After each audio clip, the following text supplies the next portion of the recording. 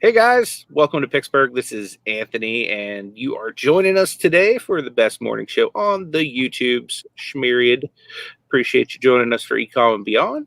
With me, as always, I have my co-host Nate. Every day I'm hustling / having a computer that actually works. You know it. And today we have a very, very, very special guest. We have Candace, your best you. Morning. And I'm super excited to have you on, and I'm sorry that we had you on a morning that it was impossible for me to even let you into the stream. So thank you for your patience. I appreciate you hanging in there with us. So I just want to say hello to a few people that are in the chat. We got Johnny with us, Cajun Roots Reseller. Appreciate you being here, Johnny. We have the other Cajun, Chris. What's up, man? Good to see you. Nikki T, the Zion Whisperer. Good to see you. We have the Thrifting Goomba, Michael. Appreciate you inviting Nate and I to be on your show last night, man. If you guys haven't seen it, Michael, John from Nevermore Antiques, and Oscar El Cubanasso, they have a show called That Reselling Show. It's every Wednesday at 10 p.m. Eastern, and it rotates between the 3 channels. So check that out if you guys have not seen it yet.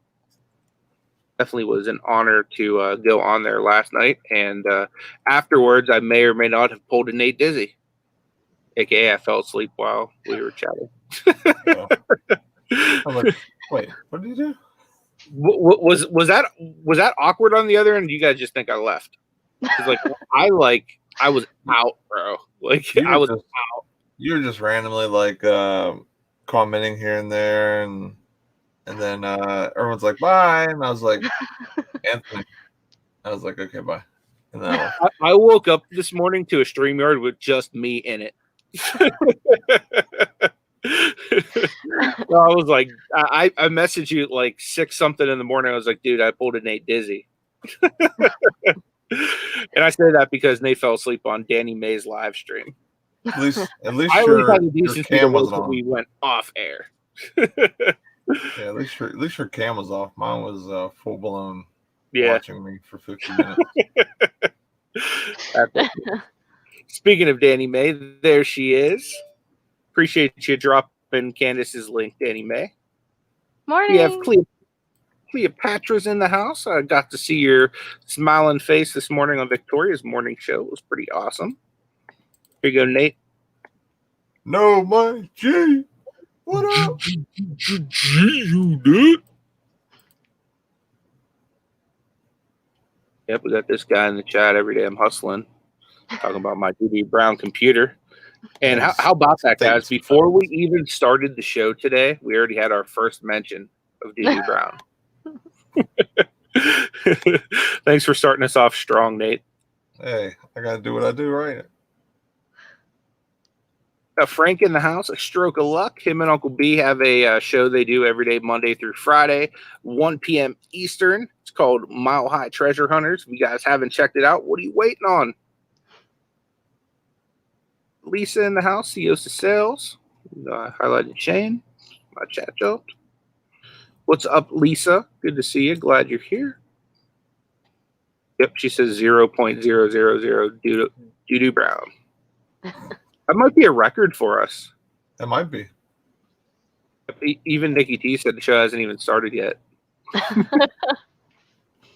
He saw Flips. What is up? Good morning to you. Kimmy in the house. One thread at a time. Appreciate you being here. What's up, Alan? Good to see you, man. Kelly, the ECOM Mom Ward. She's the master of the roundhouse kick. Got those black and yellow hearts. What's up, KJ? How were the bins yesterday? Did you get good stuff? Did you beat anybody up? Got Casey, the Carolina Hustler in the house, the king of clubs. Good to see you. Got the man of North Manitoba. What is going on, Shane? Good to see you. Got the tatted picker in the house. What up, Frank? She says, I'm still alive after my bench trip yesterday. She's flexing on him, Nate. She straight up went, that's right. We have the the queen of the brands, Brittany. Good to see you.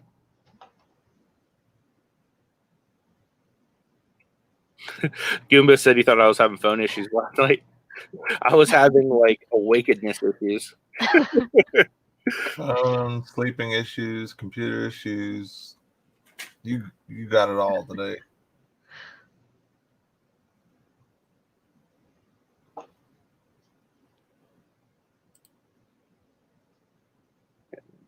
What's up to OSP? Appreciate you being here, man. See, Lisa has a prayer update. My friend's husband was released from the hospital yesterday. Heck yeah. High five, Jesus.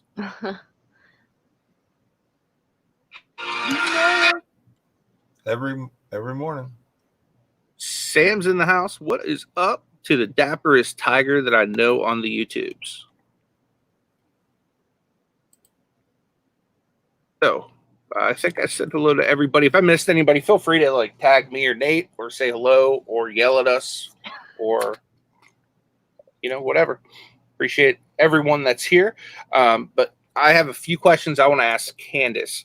So Candace, for anybody that has never seen your channel or hasn't met you yet, could you just give us like a little bit of background about you and what you do?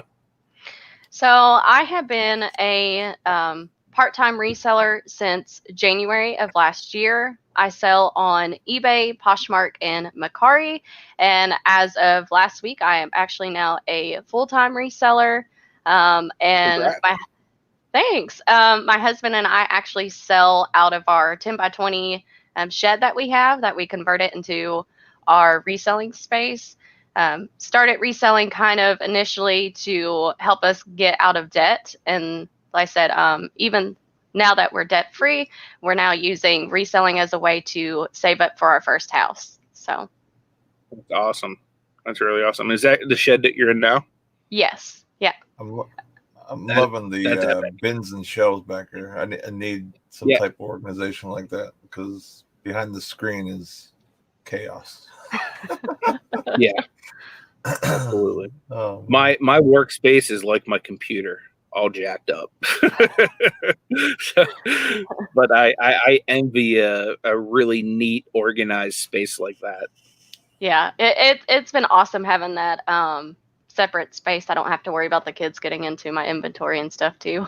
I can imagine. That's why Nate tells his kids that there's a man living in the basement, so that they don't know how to mess with his stuff. Got a big beard and wears a hat all the time. That'd be me. Yeah, they're pretty much a man living in the basement, isn't there, Nate? Yeah, basically. You. I slept down here the last 2 nights by accident. Literally right here as we speak. This is my bed. Probably slept in my vape last night. Oh man. Did you ever like wake up with something like sticking out of your beard that you like didn't realize, like you were eating or like vaping or like anything weird like that? I'm always falling asleep in type of this chair is so easy to fall asleep like leaning back that there's no way I'm leaning forward. So shout out to Respawn for making an awesome chair for me to sleep in. Appreciate it. What's up? Yeah, it actually is a pretty good chair. I got the same one Nate has, and it's fairly comfortable. It's like a lot better than the one I had before, and it doesn't squeak. So it's a big benefit as well. So how long have you had the shed for? I'm gonna say at least 3 years. It started initially as a place to store our lawnmowers, and then my husband was working like 70 hours a week. So instead of him on his days off taking the time to mow, we just start paying somebody, and we decided to convert it from a lawnmower storage building to being our reseller space. Awesome. How long have you been reselling, and what kind of got you into wanting to resell? I've been reselling since January of last year, and like I said, what initially got us into reselling was trying to pay off our debt. And now that we're debt free, we're trying to save up for a house. So especially being full time now, as I'm just trying to kick it up a notch.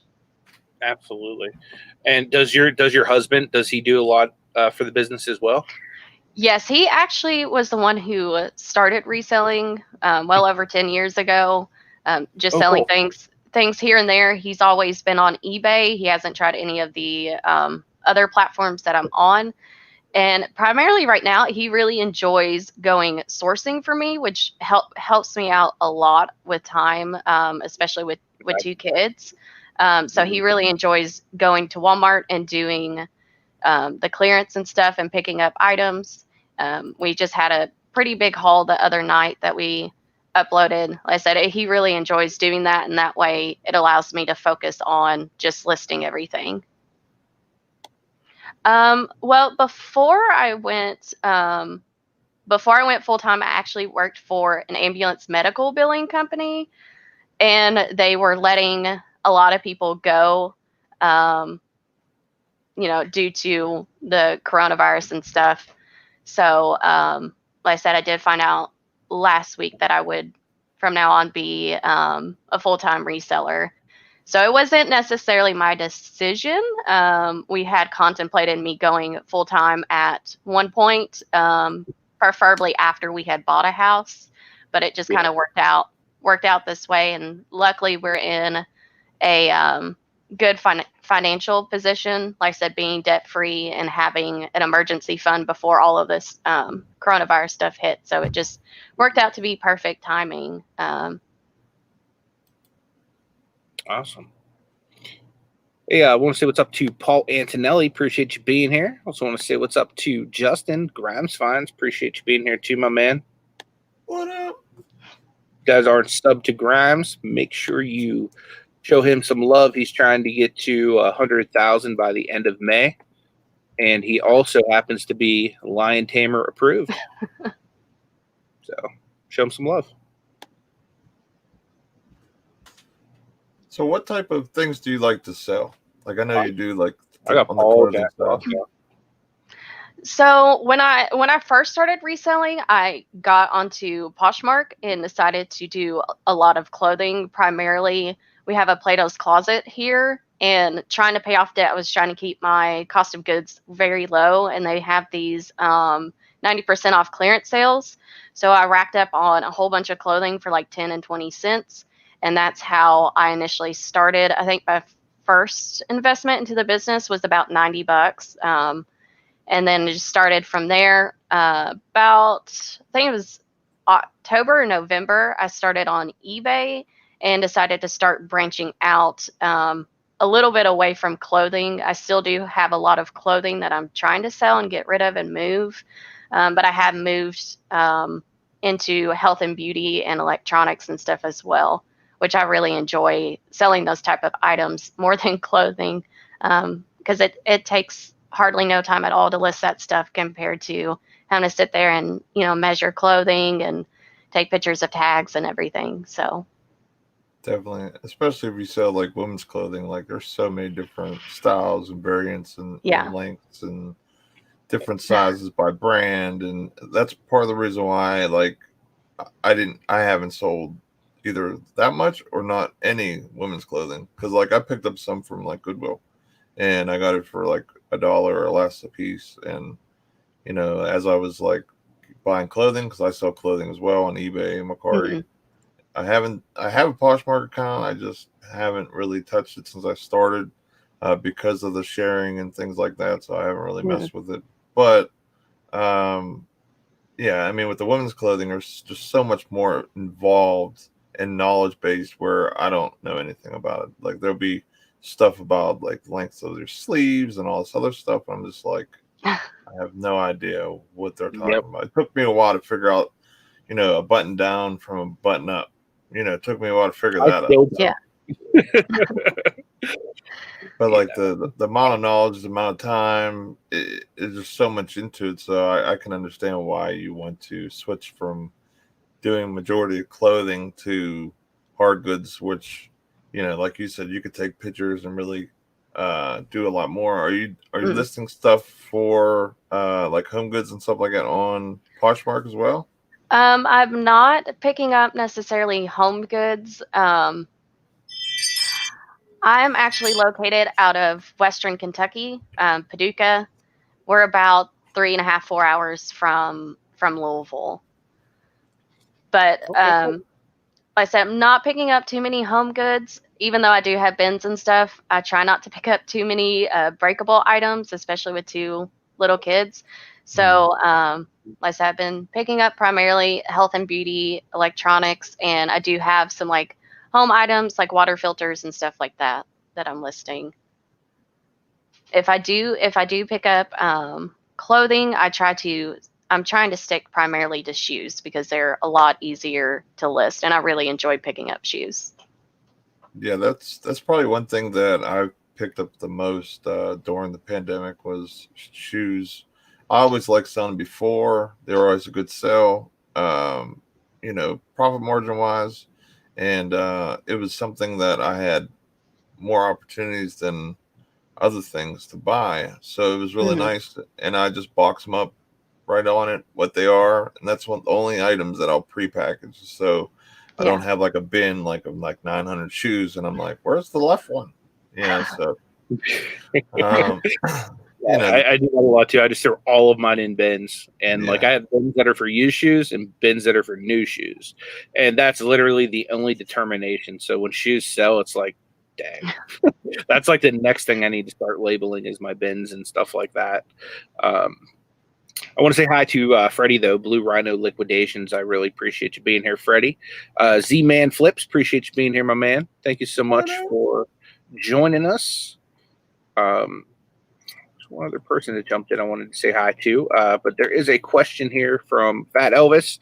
He wants to know what tools are you using to manage your day-to-day listings? So like how I prioritize listing.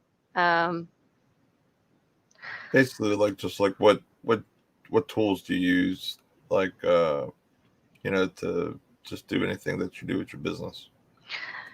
So I primarily wait usually until the kids are asleep to do all of my listing, and I try to knock out as much as I can. And I try to for eBay especially every day run a short 24-hour sale, and then also my promoted listings I only have those running for about 24 hours as well, and then once they're over I activate them again for the next day to try and help move some things. He wants to know if you're manually listing. Yes. I prefer to list things from my phone, especially selling a lot of Walmart clearance items right now. It's a lot easier for me to just use my phone and the little scanner, and then just take my pictures straight from my phone with eBay's app. Nice. Yeah, I do the same thing. I'm a phone lister as well. I know that there's a lot of people that don't like to do it. For me, it's just easier. It's like a one-stop shop. Yeah.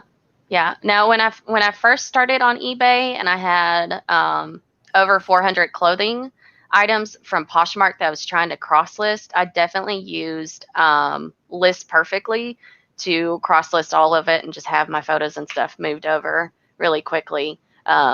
But definitely now that I'm listing new items, I prefer the phone. It's a lot faster for me, at least. Yeah, I take my pictures with my phone, and then I'll save it as a draft, and then I'll finish it on my computer because I do simple export. So I'm not able to do 2 different things for Canada and then worldwide where I can with, I can on the phone. So do you do any international shipping like with simple export or anything like that? I have been using the GSP, the Global Shipping Program. I haven't looked into the other thing. Like I said, I haven't been on eBay too terribly long. I'm still trying to figure it all out. If there's ever any like questions like that you have, you can feel free to always send a message or whatever. I'd be happy to help you out with that kind of stuff.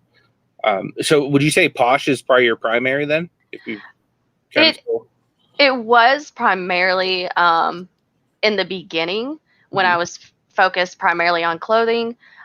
Honestly, I haven't messed with Poshmark too much lately because it's just I refer to Poshmark kind of as the clingy girlfriend. You have to kind of have to hold her hand. Yep. You have to check in with her all day long, make sure that you're still interested in her, so that way you can, make sure your business is working with Poshmark. And like I said, it's great if you have time to do that. But for me, like I said, I have almost a 5-year-old and a 2-year-old, and it doesn't make sense for me to sit there and be on my phone all day. And it's just, like I said, it wasn't really feasible. And in my opinion, like I said, I could hire a VA if I wanted to, but right now I'm trying to focus primarily on eBay. eBay, and I want to get more listings up on Mercari, because it's kind of, in my opinion, a lot like eBay in the sense that it's a lot more hands off once you list an item, which I really like about Mercari. Yeah, I like Mercari a lot as well. If eBay were to go away, I think I'd be comfortable using Mercari as kind of like a private, other than Amazon type thing. Justin says that What the Hells and Renee will be in Texas for a week this summer, and he'll send out an invite if you want to hang out. Dude, like seriously, if you let us know when it is, like I can't really speak for Nate, but I'm going to speak for Nate. Me and him will plan a sourcing trip around it. We'll come down and do like some kind of big collab with you guys. That'd be epic. I could try and call off for a week, but it's really hard during the summer to get a whole week off. But hey, look, I mean, you tell Mr. Burns that you're going to hang out with Justin 5 days off. And if he has a problem with that, have him come and see me. Oh, okay. I'll definitely tell him that. Definitely tell him that. What do you think? What do you think? Nate?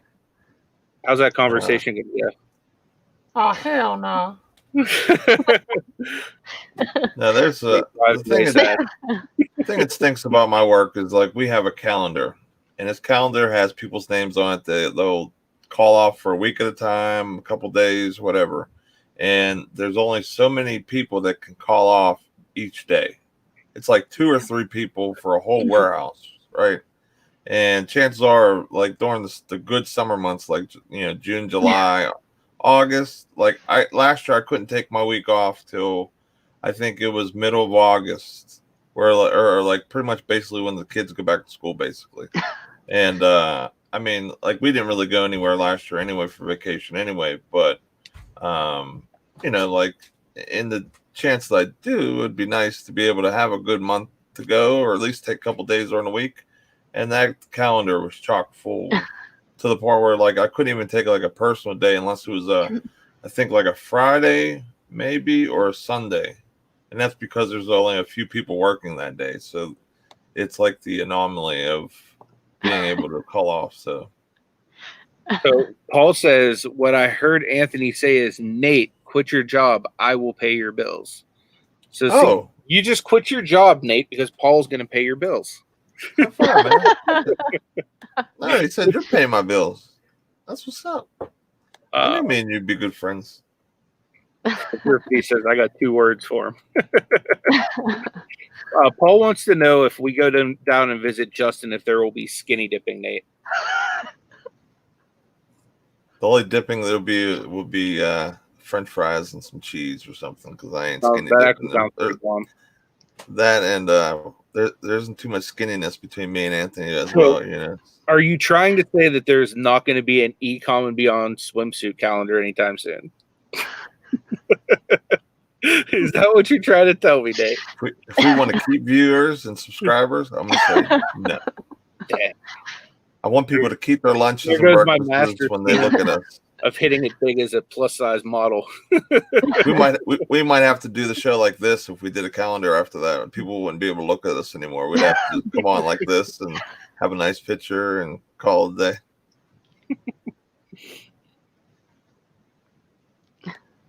What's up, Victoria? Hey, good morning. Appreciate you being here. Yeah, so OSP is trying to get to 600, guys. If you'd show them some love, we'd definitely appreciate it.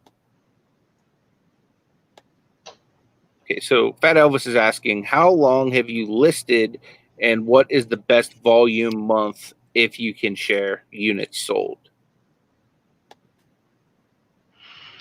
I think, let me look. I think it was either February or March. That was definitely our best month. So we got a hold of some limited edition Animal Crossing Nintendo Switches. We got a hold of 5 of them, and our last one that we paid about $300 or so for sold for almost $600 pretty quickly. Nice. Because the good thing about the limited edition is after they ran out, it was extremely hard to find, and most people at that time were stuck at home. So there weren't a lot of them on the market. A lot of people accepted lower offers before the game ever came out. And once the game came out, it drove the price way up. And at the end of it, we were one of the last couple of people on eBay selling them. So we were able to kind of set the price. In the past 90 days, since I was only part-time until last week, I think I have sold a little over 8,300 gross. Nice. So What's up? Awesome. Victoria says that she made 500 last night. Which that's is awesome. So everybody gets cookie points for that. Congratulations, Victoria. You definitely deserve it. You've been grinding it out. You've been super consistent, and you definitely deserve it. There is a question from Freddie about Mercari. He wants to know if it allows the use of laser printers for labels.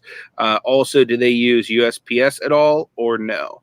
I ask because I have a UPS office because I don't have a UPS office where I live, so it's harder to ship for me. So yes, you can use any kind of printer. Essentially what you would do is you have 2 different options. You can either choose to get your own shipping, you know what I mean, and go through Pirate Ship or wherever you want, or you can get shipping through Mercari. And if you get the shipping through Mercari, they'll email you a label once something sells, and you can just print it out that way, however you have your printer attached to your computer. So you just file print, just like you would anything else. I use a Dymo for it, and it works great. Before I had the Dymo, I was using Inkjet. That worked great too. But yeah, you can use any kind of printer to do that. And it does give you the option when sending stuff. So you can use USPS, you can use UPS, or you can use FedEx. So you have options as far as that goes if you're shipping with Mercari. But if you're still able to, again, get your shipping anywhere you want to, if you'd rather do it outside of Mercari. But there are some things that are a good deal. Like, for example, if you're going to ship something that's £1, you can get it at like a $4.99 rate on Mercari. Whereas if it's £1 and you're going through Pirate Ship, you might be paying, close, to $7 or something like that. So it does have its benefits at times to get in at that like discounted rate, but sometimes it can be more expensive as well. So you just kind of got to weigh your options per item. If anybody else has questions for Candace, feel free to throw them in there. Danny May did share her channel right here. So if you guys would do me a big favor and go over there and subscribe to her, I would really appreciate that.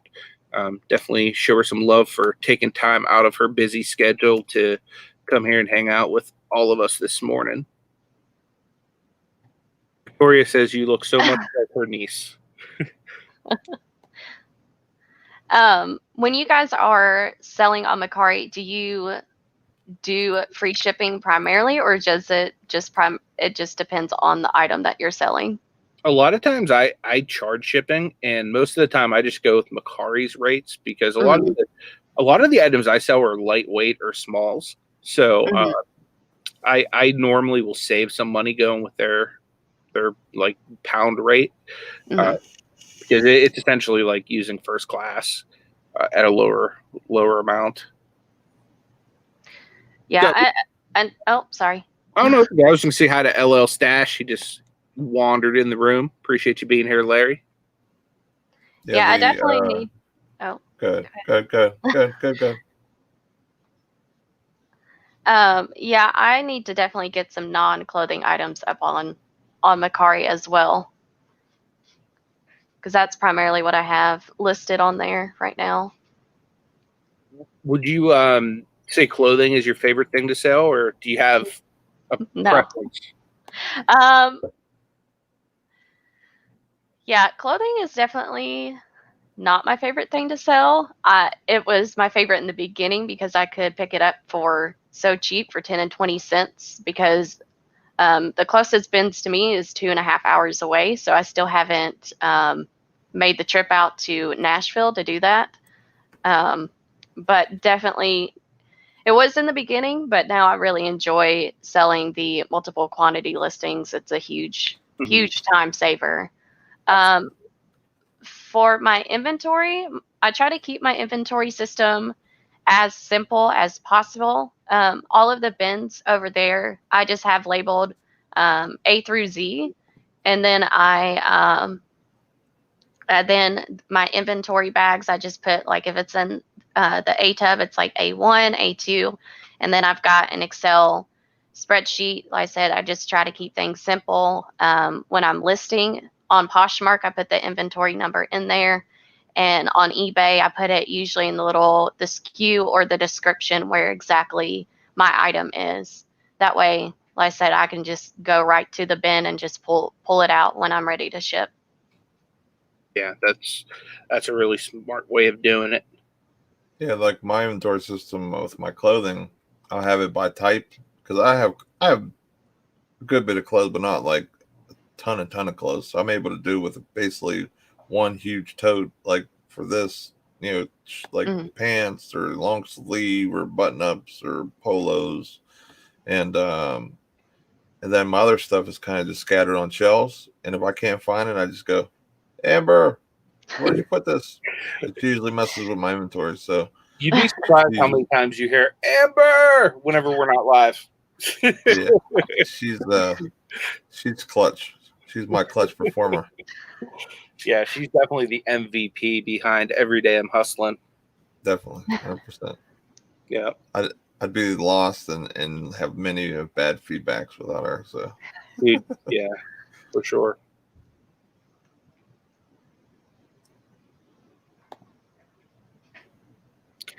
Grimes is asking, does anybody have her link handy? I do have it in the description of this video, and I know that OSP just dropped it a little while ago, but I'm sure somebody can redrop it.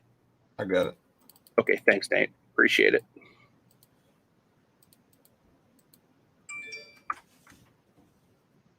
Let's say what's up to Gary over on the west side.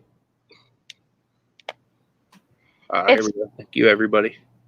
Thank you. Yeah, it's funny, whenever my husband was listing a lot on eBay and it would be time to ship, he's like, do you have any idea where I put this? And I swear, like, within not even a minute, I'd be like, it's right here.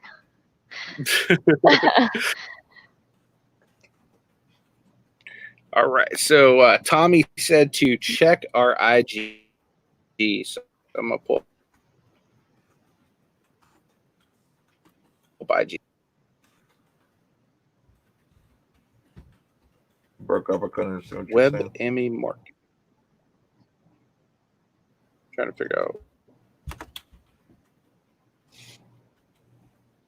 Checking the IG right now, man. Tommy said to check the IG. Oh, okay.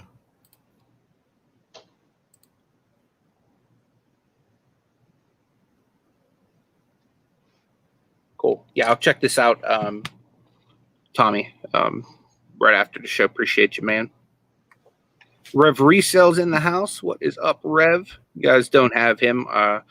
Highly suggest you check out Rev. Him and his wife, Nikki, are the best. Got you. You're the man. Thank you so much. Yeah, I must have clicked on something else, because that definitely didn't bring me to Nintendo, unless I just didn't look at it right. Yeah, it didn't. It brought me to like some type of like featuring now available, like bestsellers of like books or something. I don't know what that It brought me to this weird page that had some guy with stuff like glued to his face. I'm thinking, like, is this the right link? But yeah, thank you, man. I appreciate that. I'll definitely go in there and hit up that Nintendo stuff like ASAP. Because even pandemic, that's safe. That's a safe buy.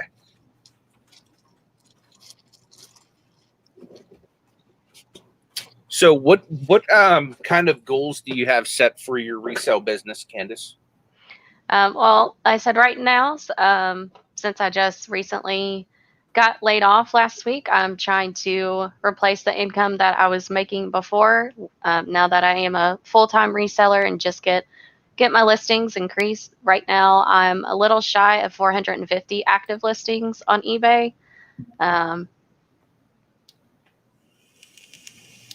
Awesome. Yeah, I I gotta want to get say my what's up listing. to Eldon, 9-pound hammer. He just popped in chat. Congratulations again on hitting 1,000 subs yesterday, man. He asked the $1 million question: when am I going to open those blaster boxes? I think I'm going to open them up at right after the Mile High Treasure Hunters. Nice. I'm going to have to partake in that. Just saying. I'll bring you along. Is there a certain pelican involved in this opening? I'm hoping he dropped a signature in there too. So, Just this man going to be there? big shout out to CS Flips, who's hopefully still in the chat. He was here earlier. He's still here. For all the cards, I showed Anthony the ones that you sent for him as well. So thank you so much. Appreciate that. And Cavaliers are always appreciated. If I get a signed Zion, I will thank you even more. He's like, if you get a signed Zion, I want a tip. Oh, Goomba has a box too. If Mike, if you want to join us, you can open up packs with me if you want. What time are you going to do it, Nate? I know you said after Mile High Treasure Hunters. About 2:30 Eastern, 2:30? roughly. Okay. I'm gonna double check with Jimmy and Frank and see how long they're gonna run today, and then I'll schedule it. Cool. Just look for it in the Facebook group, and or just make sure you got your bells clicked for yours truly. So it'll be definitely today. So I'm itching really bad to open those boxes. I've been hiding from myself. Put them behind like my mannequin, your computer, and this buddy doll, just so I don't look at them. Yeah, for sure. Freddie says LeBron is his favorite player, so he follows him wherever he's on. Yeah, I hear you there. So that means my favorite team used to be your favorite team, and now Nate's favorite team is your favorite team. Nate, the Laker guy. What? You know the best part of that picture? What? That was actually the worst part of that picture, but no. Kobe is pretty clutch, but it's not as good as LeBron on the Cavs. Look at that. That is a real picture from the Cavs game. Look at that sign, man. What is up with that sign? That's right. Quake should have Lou. You should have had the wife like bedazzle it or something. Do something. Put some glitter. I mean, not everybody's styling and profiling like Nate. I mean, glitter only costs like $1.50 or something. There's an OSP Magic Johnson. There you go. Yeah, he sent me a bunch of cool cards, man. That was pretty awesome. Especially he's like, I got games and Jam Master Anthony Davis, so that was awesome. That's what's up.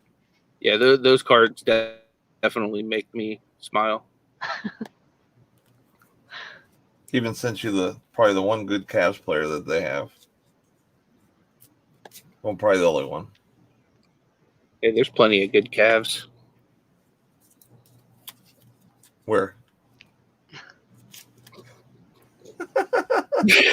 We're talking history. Kids, open your books to chapter 3. We're gonna go over the history of the Cleveland Cavaliers, or are we talking present day? I could take you through the history books, man. Like I probably have the biggest collection of horrible autographs that there's ever been. Like because like literally I like go and collect all the Cavs that like I grew up watching, and like a lot of them were just like straight trash. But I still like them because they bring me down memory lane. So leave my calves alone, Nate. So much disappointment at such a young age. Such a sad thing. I'm ride or die, man. Ride or die. At least you didn't DIE yet. Touche. Hey, we got one. I can DIE happy now. We got one championship. 230-ish, Paul. We'll be definitely going to open them packs because I'm dying to open them things. If you guys could smash that thumbs up, we would definitely appreciate it. That definitely helps us out with getting out there in YouTube's algorithm and stuff. So that would be greatly appreciated if you guys would show some support in that manner. So what made you want to get into doing YouTube content? Actually, my friend Kimmy, One Thread at a Time, is what she actually encouraged me to start my YouTube channel. She's one of the first YouTube people that I started following, and I just, we started talking one day, and my first ever YouTube video that went up was a collab between her and a couple of other really awesome ladies who were selling primarily on Poshmark at the time. And so, like I said, I just started after the collab and just kept going at it. Nice. Shane, he goes, the history of the Cleveland Cavaliers. That's what I'm saying. There's so much. So is that at least a goat in there somewhere? Is that LeBron? So you at least showed some love for the Cavs. It's like the history of the Cavs. LeBron. Pretty much. Yeah, it's basically a walking fart all the way till you get to LeBron. Guys, just for Anthony having to endure such pain for so many years, please smash that thumbs up and give him a comment for this video. For crying out loud. Oh yes, I do have some Danny Ferry stuff. He was one of their big players whenever I first fell in love with the team in the 90s. Danny who? Danny Perry. Perry. Ferry. It sounded like he said Perry. I'm like, what? Did he drive a ferry or something? Like what? He's good. Hey, he was a baller, man. I don't know about baller, but he was okay. He was a balding white boy. You could throw down. Brad Doherty was your best player back in the day. I got Brad Doherty stuff too. But that ain't really. I got all kinds of stuff, dude. I even have a collection of Anthony Bennett cards, and he's like literally the worst player ever drafted #1.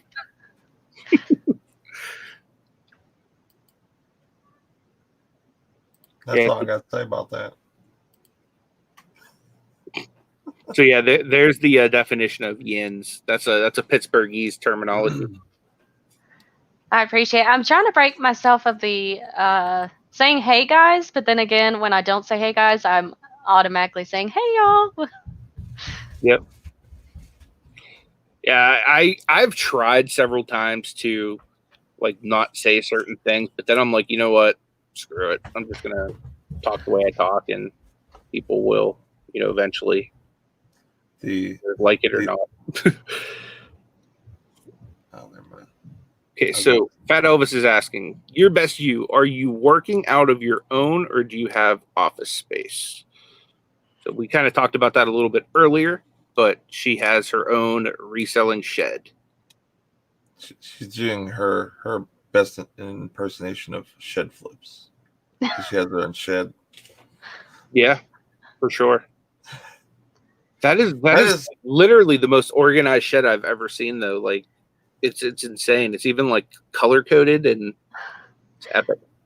Thank you. Like I said, it just makes it a lot easier, especially when I was doing it part-time, knowing where everything was, not having a lot of time to resell. I didn't want to have to sit there and have to hunt for my items, trying to get them out. So the hardest thing in the beginning was just getting organized especially selling clothes, I was very bad in the beginning about photographing a whole bunch of items. I would even write down like what inventory number I wanted them to be. And then I would sit there and have almost like a death pile of those clothes that I had photographed and even listed, just putting off until I until they were toppling over and put them away. Yes, my shed actually has a window AC unit. We, my husband won a mini split, so once the weather gets better, we plan on putting that in. But I've been selling a ton of Valentine's Day chocolate on eBay lately, so I try and keep the building extremely cool, so that way I don't have to worry about it melting. Yes, I guess you could say it's an e-shed instead of a she shed, because like I said, my husband does help me out quite a bit with the business. So How big is your shed? it is a 10 by 20. We used to have, yes, profit pod. I like that term. It used to have a huge giant loft in here, and we would store things like our Christmas tree and like you name it. We stored it in here. But we completely tore out the loft and opened up the space whenever we decided to stop storing our lawnmowers and stuff in here and just make it a lot more usable. Mm-hmm. I think having a shed is a pretty awesome thing because you can keep it separate from your household. Mm-hmm. And not only that, like it increases the value of your home. And third of all, you That's don't have my to pay. husband. You don't have to pay. Hey, nice to meet you. You don't have to pay for the fees of renting something you'll never own. You know what I mean? Like you can't buy a storage locker, for example. You know what I mean? So like you having that, once you pay it off, you know, and you guys, as long as you're going to keep doing it, you're going to be doing it for a long time. That's a lot of money you're going to save in the long run versus, you know, paying $300, $400, $500. Some places even more, you know, depending on, you know, where your location is. So I just really think that's an awesome thing that you got set up because you have it separate, you own it, and now your property is worth more as well. So yeah, and the thing is, like, I really enjoy having that separate space because I'm the type of person, like, if stuff is like overflowing into the kitchen and stuff, I kind of get like overwhelmed to the point where I just like don't want to, I just need to step away. So I like having that separation. And I know me personally, we have some storage units that we could have rented out about maybe a 5-minute drive from the house, but then you have to sit up and get out the house, drive there, and it would be kind of like a huge ordeal, like I said, with 2 kids. So I can just wait till they're asleep, or, you know, during the day, we do actually have a TV in here to keep them occupied if I need to come out and ship anything. And in terms of any items I don't sell or I stay away from today, I pretty much try to sell anything I can get my hands on that will make some type of profit. One of my favorite things that I picked up, well, I say I picked up. My husband, once again, he went sourcing, and we picked up, I think it was 70 ammonia inhalants. And if you don't know what it is, they're these little boxes. They weigh maybe an ounce even when they're in an envelope.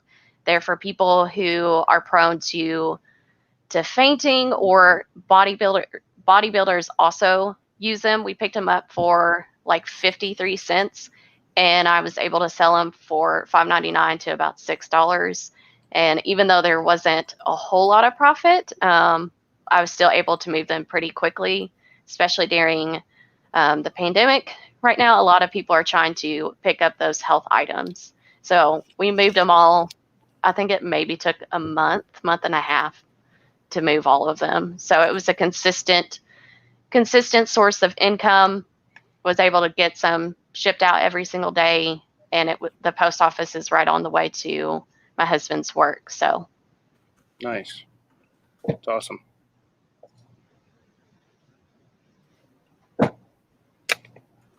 What does your husband do for a living?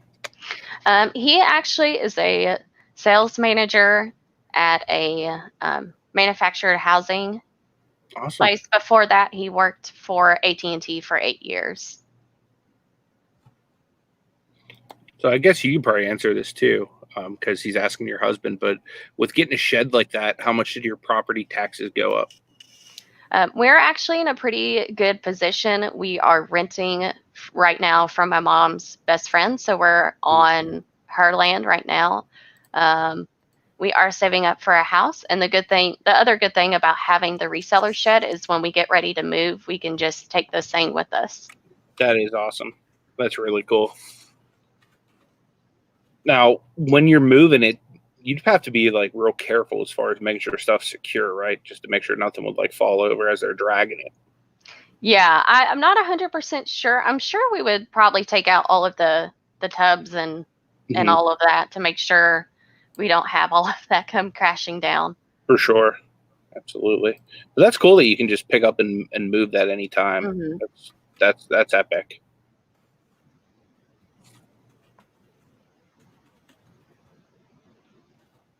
That's awesome. Yeah, just like Emmanuel said, they didn't go up at all. Is that something that? Okay, so he says it's technically a portable building.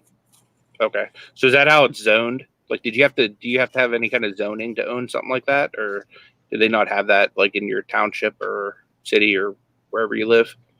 So I know sometimes like if we add stuff like where I live, just because we have so many houses within whatever proximity, we need to like get it approved, by some kind of borough people or something like that. I'm not 100% sure on that. To be honest, he knows more about it than I do. Like I said, we bought the shed initially on lawnmowers, and we were contemplating having like a lawnmower business on the side, just as a way to bring in some extra money. I think pretty much like as long as it's so far off the property, where, for example, like as long as you don't like smash it against a fence where you're like right next to your neighbors and, or anything like that. I think as long as it's in a decent spot on your property, you can basically do what you like, because it's like a portable building, like he said. But he said it depends on your locality, but it's most places they shouldn't be a tax increase. That's awesome. Okay, that's for the taxes. Yeah, but I'm like I said, I'm pretty sure unless like you're in like you have like a HOA or like like you're in a housing thing where they look at everything you do on your property from your maintenance to everything else at like the highest degree. I mean, doing something like that shouldn't be a problem. I want to say what's up to Mr. Buys a lot. Appreciate you being here, man. Definitely like to connect with you at some point. I know me and Nate had talked about, maybe meeting up with you at some point and buying some stuff. So definitely maybe shoot you a message off of, social media or something like that. Definitely. Fat Elvis has a question for you. He wants to know, what day of the week do you like to run your 24-hour sales, and what percentage off do you like to use? So I'm always kind of experimenting with what percentage I use. Day of the week, I try to run a sale every day if I can on my eBay store. And last sale that I ran, I tried doing a couple different sales for my clothing. Sometimes I do only like 10-15%, because then I still, if I can send out offers, I send out sometimes an even greater offer than that. So usually clothing will range between like 15 to sometimes all the way up to 30% off, especially since all of the clothing that I have currently listed is their older items that I've had sitting for a while. My health and beauty, I will do about 5% off. I also keep a multiple quantity discount on there just to encourage people to buy more. And it also kind of a lot of the items are lightweight, so it doesn't really cost me that much more to ship out extra. And then things like my chocolate, I have multiple discount of 10%, just to, you know, encourage people to buy it. And especially coming up on the summer months, I kind of want to get as much chocolate out as I can so I don't have to worry about once it leaves the post office melting on somebody. Well, good morning to ATJH Travels. Good Pittsburgh video you did the other day. Appreciated. Always appreciate watching the city in all of its glory. They had like this really cool video where it was like the city and different aspects, and like the clouds and everything were like photo lapsed. It's pretty awesome. But they're also Pittsburghers, so I'd like to give shout outs to my Pittsburgh peeps. I'll have to check that out. Yeah, it's pretty cool. They do a lot of travel videos and stuff like that as well. And that's like me and my wife's like secret passion is, well, I don't know if it's a real secret, but we love to travel. It's like one of our favorite things to do. Like if I didn't have to worry about like pretty much anything right now, I would probably just get an RV and be like, come on, babe, let's just go on the road and we'll just do Amazon FBA and, you know, give me a little pull behind trailer for my eBay stuff and I'll be a happy boy.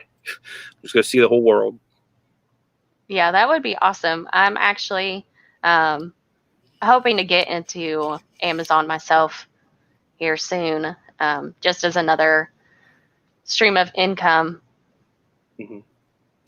It's super profitable, especially if your husband likes doing RA and stuff like that. Mm-hmm. You can make a lot of money on Amazon. Yeah, being able to find some replenishment products where you're going to get a base amount of profit of, you know, say you find 3 different products that you sell every month that you can go get or online or whatever, you make a nice base income just from that. And then anything else you can find, you know, where you can have some amazing months. I mean, I think it was last month, you know, I had my highest sales output on Amazon.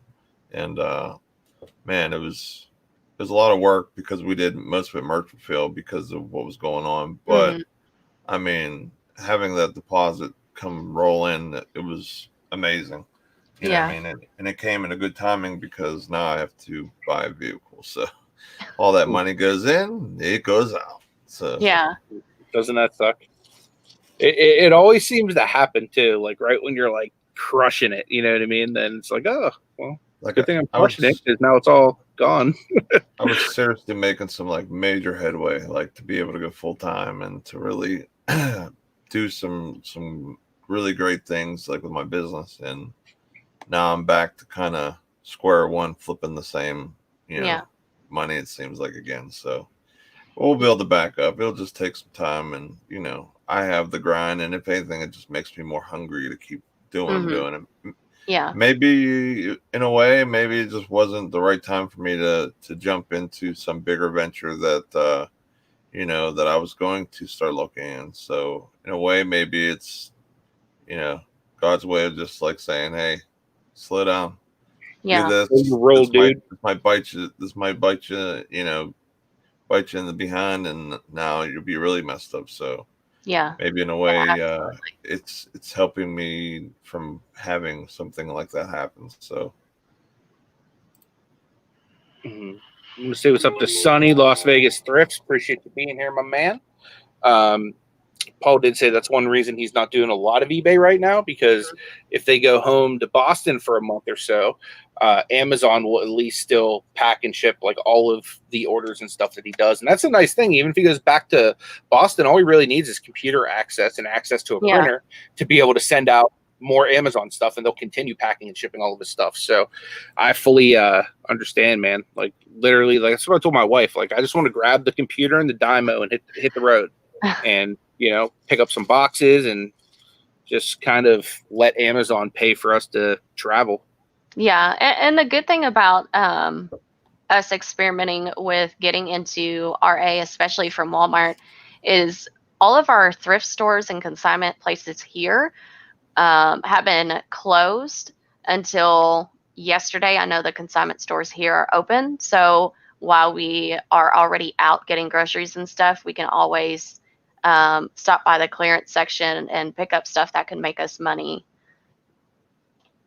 Yeah, I can't tell you how many times, you know, the wife needed to go to the store and she came back with a few things here, a few things there for Amazon because she likes to scan and and do that type of stuff. And she's come back with some killer stuff sometimes. And I mean, it adds up. You know what I mean? Like being able to, you know, especially for me, because I can only really source at most 2 or 3 days a week because, you know, basically like a before I go to work type situation, and then my day off Thursday, Saturday. So usually I like to keep 1 day to pack, or at least partial day to pack.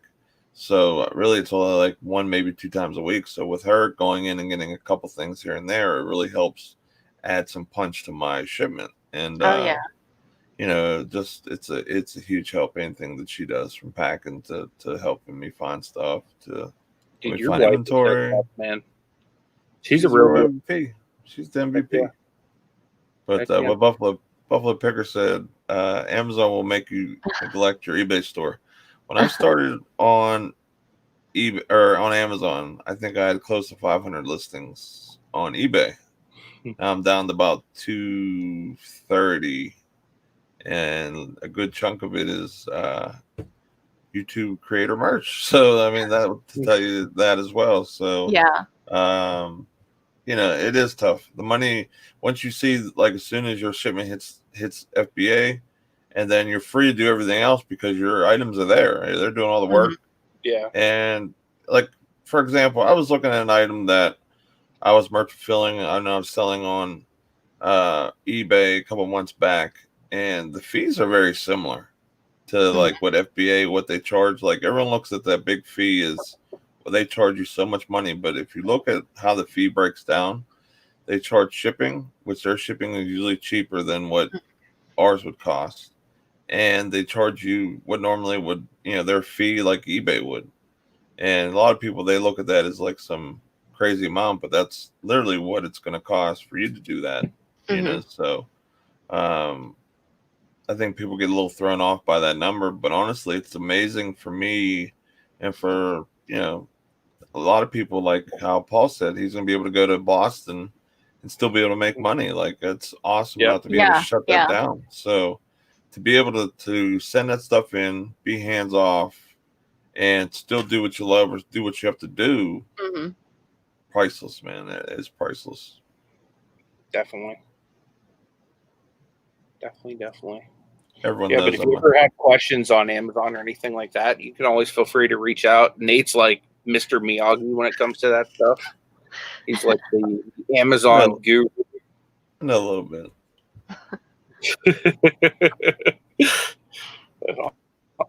That's awesome, because a lot of people. I need to pull. A lot of people, when it comes to Amazon, they are they're super secretive about it. Like I said, but I think it's like you were saying, it's awesome that once you have your items sent in, like, you don't really have to worry about it. It's already taken care of. So I think the fees and stuff would be worth it just for that aspect, for sure. Right. I mean, like, as long as your items are in a good ranking, and if you know the sell through of it, like, okay, this item sells 90 a month, 100 a month, you know, this one sells 5 a month, and you send stuff in accordingly to those type of numbers, you know, you're not going to rack up huge bills of storage fees or other stuff. You know what I mean? That's getting those storage fees and stuff in a way is like basically like, you know, teaching you a lesson. Like, hey, you sent in too much, or you didn't like pay attention. So like, it's Amazon's way of making you really learn from your mistakes, because if not, you could pay a lot of money with those type of fees. But honestly, like, it's amazing. Definitely. So what would you say has been your favorite platform to use? Like I said, before I started eBay, I really enjoyed Mercari. But now it's definitely eBay would be my favorite platform by far. Yeah, I'm kind of in the same. eBay's always kind of been like my passion as far as reselling goes. I definitely think that it's just doing Amazon now, I see how it's so much easier to like scale faster with that. It's just, in my opinion, not as fun. But then again, like, because eBay, like, I get to sell all the stuff that I'm like really passionate about picking and finding and stuff like that. Well, I think Not that that you can on Amazon too. It's just a little bit more like RA type stuff, at least for what I sell, because I'm gated in most of the really fun stuff still. like I mean that might, you know, you can make good money selling used stuff too. You know, you just have to be, you know, understand that maybe the sales velocity isn't going to be the same as a new product unless there's no new products available of that. Then maybe it might be a little bit higher or whatever, depending on what it is. But that's what really makes Amazon amazing, is that sales velocity, like being able to send in, say, 500 of an item and sell 200 literally in, you know, a day or a week or a month, and not having to pack one box. So that's what I love about it. Yeah, I don't blame you there. That's huge. That's what's nice, is like every day being able to just open up the Amazon app and seeing like money come in that like literally I did work for maybe 2 months ago. You know what I mean? And it's still coming in. That's awesome. I can't imagine how long it would take you to pack up 200 or 500 orders. The funny thing is, like, yourself, Nate's like super fast with it, but I'm like very, very slow at packing Amazon. Like it drives me crazy. It's like one of like my least favorite things to do is get FBA out.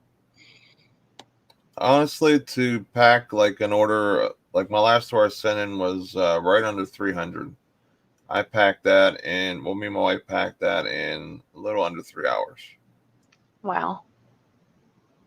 I mean, once you kind of get the understanding of how things go, and, you know, like I've packed just boxes and dealt with, you know, items all my life, basically, like with my dad's work and like, you know, just, you know, you get your eBay experience where you're packing a box, like how to pack it, like, you know, obviously put your heavy stuff on the bottom, your crushable, delicate items at the top, bubble wrap them, you put your sticker on the outside, or if it's you know, something that doesn't have like the seal sticker underneath, like it's a liquid, then you have to bag it. If it's something that is you know, some type of fabric or plush, you have to bag it. So I mean, a lot of stuff is just understanding what they expect or what is needed. And kind of like, also is from a customer's perspective, if I got this item and say it's like a dish or a spoon or something, and it was just laying in a box without a poly bag, would you be happy getting that like that? Because especially now with the pandemic going on, like all these people have touched it, or, you know, dust and germs and everything else. So, you know, just having the mindset and having the tools, and also having a helping hand where you have your husband and stuff, which is awesome. You know, being able to have someone like that to help you is amazing, because there's some days that you need a little extra help, and there's some days he needs a little extra help. So I'm same way. The wife will kind of, you know, motivate me a little bit sometimes and be like, all right, come on, we got to pack this. Because I'll complain to her like the whole last week before, like, oh, I didn't get an Amazon order in. And so she remembers that, and she wants me to be happy and me to do well, because when I'm doing well, then I'm happy, and she's happy because I'm happy, and then we're all happy because we're all making money and you know, all that type of stuff too. So that is sage wisdom, Nate. Very sage wisdom. That's an awesome photo.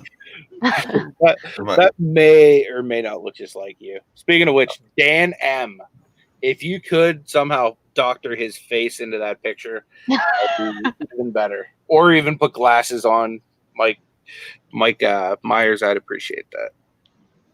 Because Mike looks pretty you similar. got your beard and pretty much your quarantine haircut. Actually, I wish I had that much of a hairline in the front. You know what we should do is we should have Dan also put like a Pittsburgh or an infamous vape hat on him or something like that. That shirt is a little much though for me. Definitely needs a Everyday I'm Hustling hoodie on. Yeah, that's one thing you'll come to find is like I have many embarrassing photos of Nate on here. But yeah, I mean, like with the whole Amazon thing, like it's great. But reselling is great. You know, being able to do, you can do this 1,000 different ways. You can do Amazon, you cannot do Amazon. You can do Mercari, you can do Posh, you can sell clothes. I mean, there's a million ways to get it.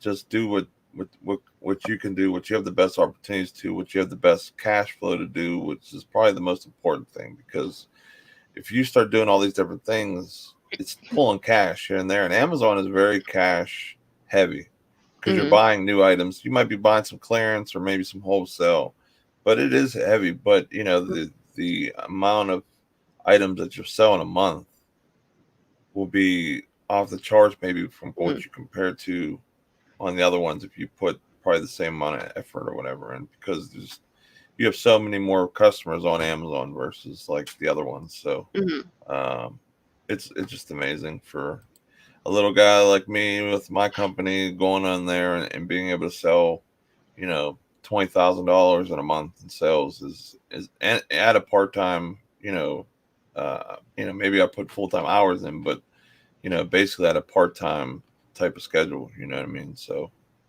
Yeah. And the other thing is, like, back when I was working full time and I was doing this, I was doing eBay and Poshmark and Mercari and all of that, doing it part time. I was putting in more than part time hours for sure, because reselling and stuff I thoroughly enjoyed. So I didn't look at it as a job.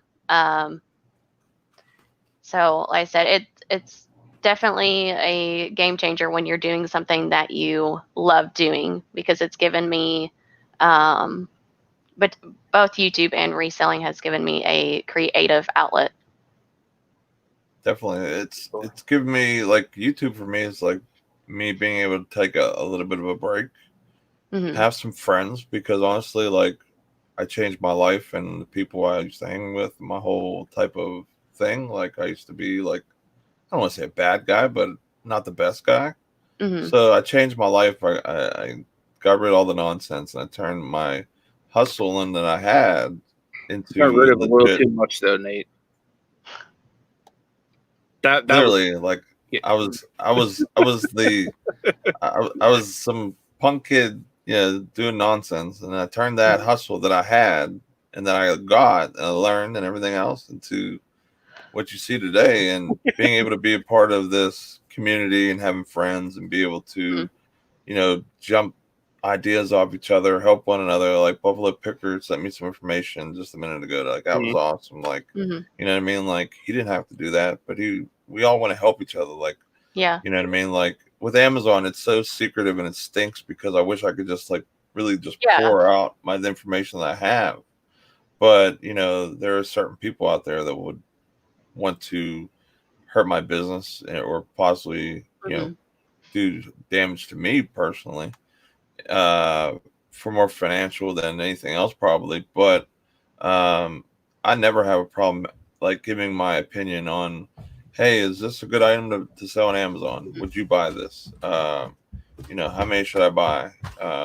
What, or I'll show them, like, how to look up stuff, or, like I say, like, teach people how to fish, because that's the main thing, just understanding what to look for, what to look, the rankings. There's so much different stuff that you have to learn from going from eBay to Amazon. So if I can give a little bit of my time to get someone to try it out, or even make an account and sign up, and then they can scan some stuff and see how it goes, then that could be a life changer for someone. And I want someone to have, experience what I'm experiencing, which is, the amazing thing of being able to do this on all these different platforms and do what I love and enjoy and make good money doing it. You know what I mean? So.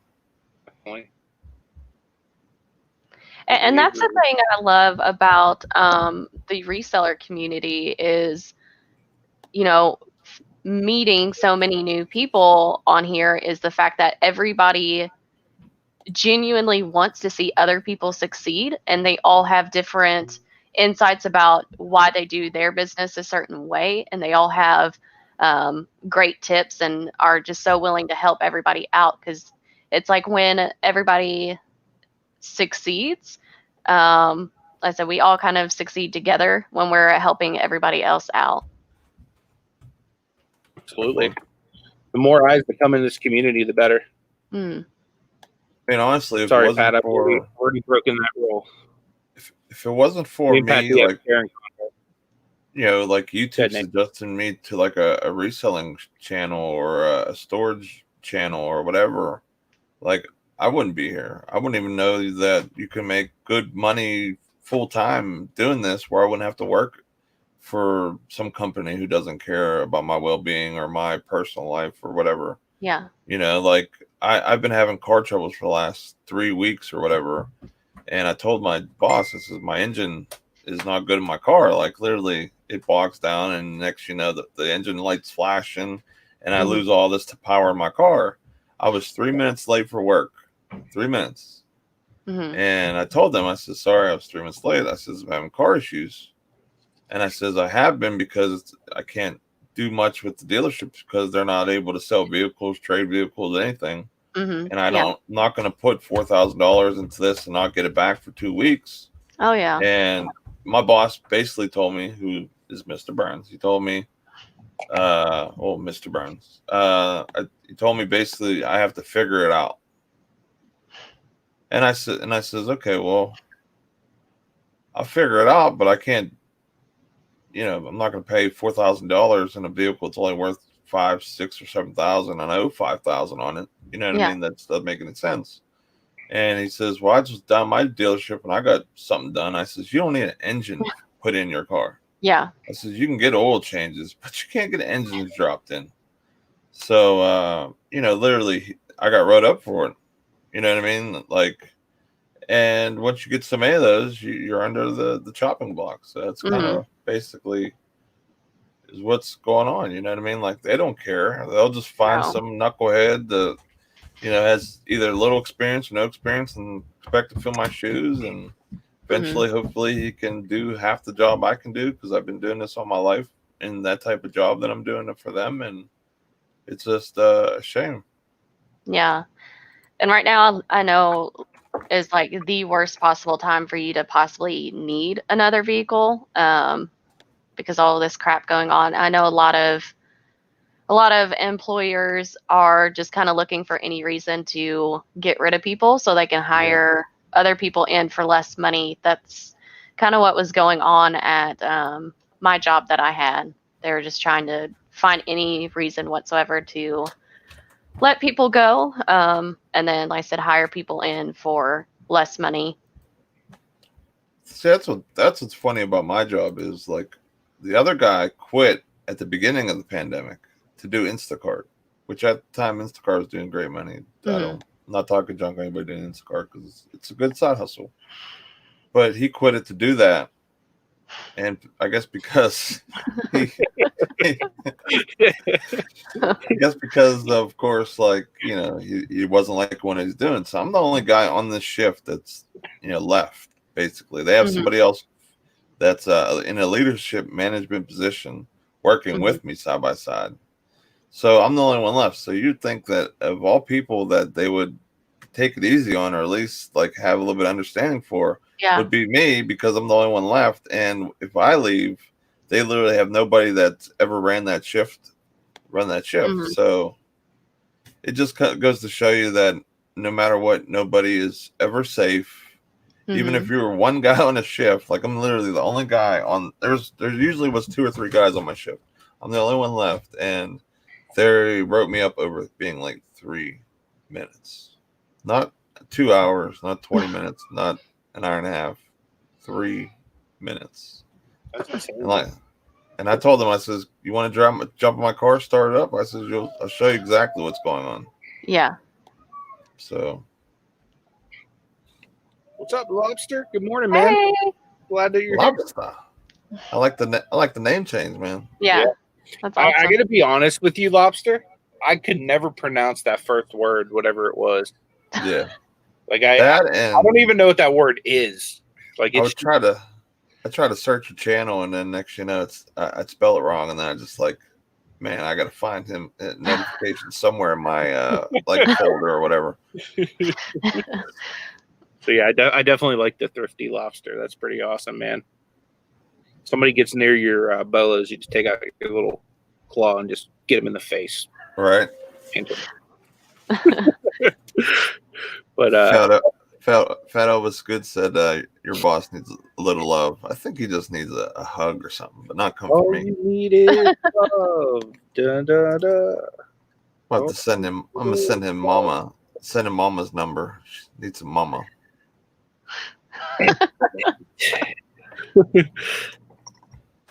Mama will grab him and squeeze him and just love on him. You know what? But I definitely appreciate everyone being here today. We are going to start wrapping it up here shortly. Is there anything that you would like to promote before we close the show? I hope all of you guys will check out my channel. Like I said, I really enjoy connecting with other resellers so that way we can all learn from each other. And I'm also super active on Instagram as well. Like I said, I'm just trying to up my game and make this a full-time, hustle, and just really, make as much money as I can. And hopefully, like I said, we can all help each other out and succeed as resellers. That's one thing I wish I could really. I mean, I do okay with it, but I could do a lot better if I had more time. And that's, Instagram is your brand. It's you. You know what I mean? So it's a great way to get yourself out there to the masses. And if you were, want to be a creator or just your business in general, want to get your name out there to get more people to see your stuff or whatever, Instagram and Twitter is going to be your friend. So definitely want to try and get that up if you want to help your viewer base and get more friends into the community. For sure. I do want to remind everybody tomorrow we're going to be on Nate's channel at 10 a.m. And we do have a special guest tomorrow, don't we, Nate? Yes, we have Redneck Resale coming on tomorrow. It's going to be epic. So come out, guys. Show him some support, some love.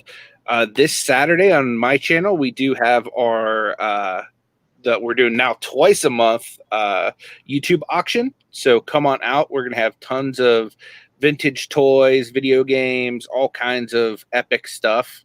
So make sure you are here. Hip Flippin' Mama's going to be calling the action again. So it should be pretty awesome. And I know that we have, we have 3 awesome guests joining us this time, Nate? Yes, I believe so. Yep. We got Bill Stoner. Who else do we have? We have Paul, and I think that's it. I think. So we only got 2 this time. Lauren was supposed to come, but she had something come up. Gotcha. So. Okay. Well, I definitely would appreciate if you guys could help us spread the word on that. It would be greatly appreciated. Looks like Dana does have a link here for Sam's noon Eastern premiere that's happening. I know D Flippin' Particles also does a noon live. Again, at 1 o'clock, the Mile High Treasure Hunters, Uncle B. No, they're on at 4 today. Today's their later day. Yeah, I'm gonna do my unboxing at 1 Eastern today. So okay. I'm gonna put out the StreamYard as soon as the show's over. So make sure to check that out. It's gonna be epic. So guys, make sure you do me a favor, smash that thumbs up on your way out, and make sure you subscribe to Candace, guys. Show her some love, help her grow, say nice things in her comment section, and just really show her the love that you guys have shown me and Nate. I'd appreciate that very much. Until tomorrow, guys, take it easy. See ya. Make that money.